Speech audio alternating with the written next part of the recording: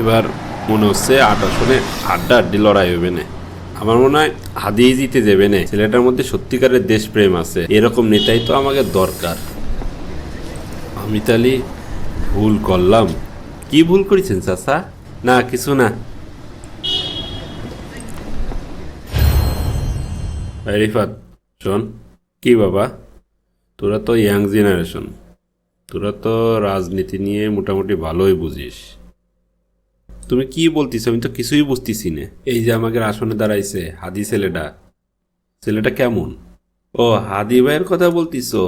আমি তোমার একেবারে 100% শিওর দিয়ে বলতে পারি, ওনার বিপক্ষে যত বড় নেতাই দাঁড়াক না কি জন্য জিততে পারবে না। উনি খুব সৎ একজন মানুষ, এরকম নেতা পাওয়া ভাগ্যের ব্যাপার। আমি তাহলে ভুল করলাম? কি ভুল করেছো বাবা তুমি? আচ্ছা, ওর সাথে আমার একটু দেখা করে দিতে পারবি? আমার কিছু দেনা পাওনা ছিল। আচ্ছা ঠিক আছে, কালকে সকালে বাংলা মোটরে ওনার কালচারাল সেন্টার আছে, ওইখানে তোমার নিয়ে যাবানে। আচ্ছা ঠিক আছে, ঠিক আছে বাবা। যাক, ওর সাথে একটু দেখা করতে পারবো তাহলে। বাবা হাদি, আমি আমার ভুলের প্রায়শ্চিত্ত করতে আসছি। এভাবে বলেন না চাচা, আমি লজ্জা পাচ্ছি। আমিও দেশকে মন থেকে ভালোবাসি, মন চায় দেশের জন্য কিছু করি, কিন্তু বয়স হয়ে গেছে, কিছু তো করার ক্ষমতা নাই। আমার পেনশনের অবশিষ্ট 20,000 টাকা ছিল, এটা আমি তোমার হাতে তুলে দিলাম। আমি চাই এটা তুমি তোমার নির্বাচনের জন্য খরচ করো।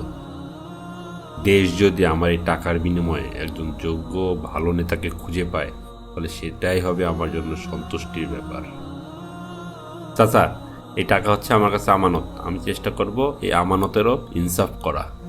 ইনসাফ? জি চাচা, ইনসাফ। এদেশে ইনসাফ প্রতিষ্ঠা করাই হচ্ছে আমার মূল লক্ষ্য। আমি চাই আমার শত্রুর সাথেও যেন ইনসাফ করা হয়। হাদি, যে নেতা তার শত্রুর জন্য ইনসাফ চায়, সে নেতা কখনো অসৎ হতে পারে না, সে নেতা কখনো দুর্নীতি করতে পারে না।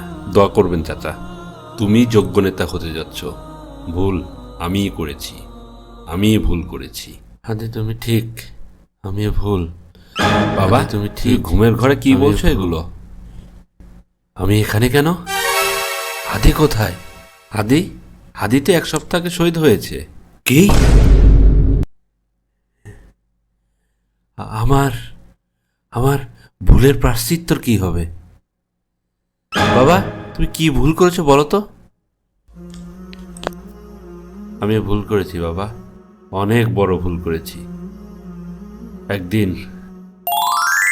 আসসালামু আলাইকুম চাচা, এটা নেন, দোয়া করবেন আমার জন্য। নির্বাচনে দাঁড়াইছো তুমি? জি চাচা। নির্বাচন কি, দেশ কি, সংসদ কি, এগুলো কিছু বোঝো তুমি? বাচ্চা ছেলে নির্বাচনে দাঁড়াইছো? জি চাচা, চেষ্টা করছি। তোমার প্রতিদ্বন্দ্বী যে আছে তারে চেনো তুমি? তার কাছে তো তুমি কিছুই না। 500 ভোট পাও কিনা সন্দেহ আছে, ওর ভোটে দাঁড়াইছে। আমি জেতার জন্য নির্বাচন করছি না, আমি নির্বাচন করছি এদেশের মানুষের কাছাকাছি গিয়ে তাদের চাওয়া পাওয়া সম্পর্কে জানার জন্য।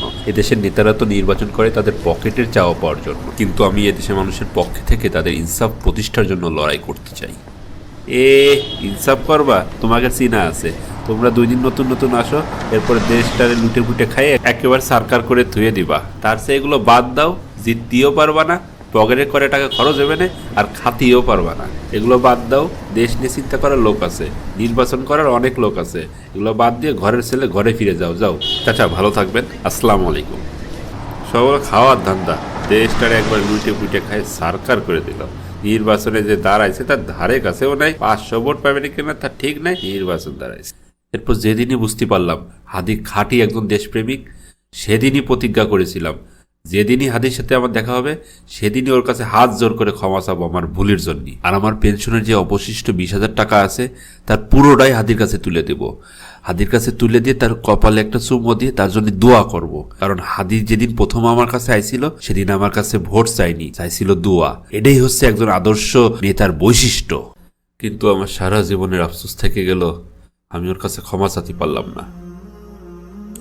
এত বছর পরে এদেশ একটা এমন একটা নেতাকে পেয়েছিল, তারেও আমরা হারাই ফেললাম। আর আমি তার সাথে এত বড় ভুল করলাম, তারে চিনতে পারলাম না। আল্লাহ কে আমারে ক্ষমা করবে? বাবা, তোমার কথা শুনে খুবই খারাপ লাগছে। ইনসাফের জন্য লড়াই করা লোকটার সাথে আমরা নিজেরাও ইনসাফ করতে পারলাম না।